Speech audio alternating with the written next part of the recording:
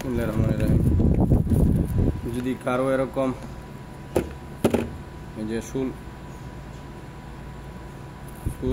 শুকানো মিচিং কোনো সমস্যা থাকে বা কোনো ইয়া থাকে, এগুলো সাধারণত আমরা টুকটাক মাঝে মাঝে করে থাকি আর কি।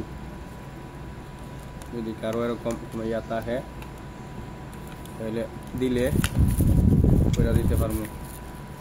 ওই ভিতরে যদি কোনো মিশিংয়ের কোনো ইয়া থাকে কইলা দেখি, যতটুকু সম্ভব করার চেষ্টা করি।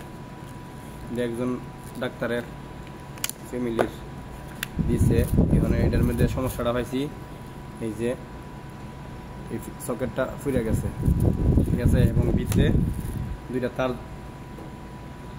এক জায়গায় হয়ে গেছিলো, জ্বলে গেছিলো।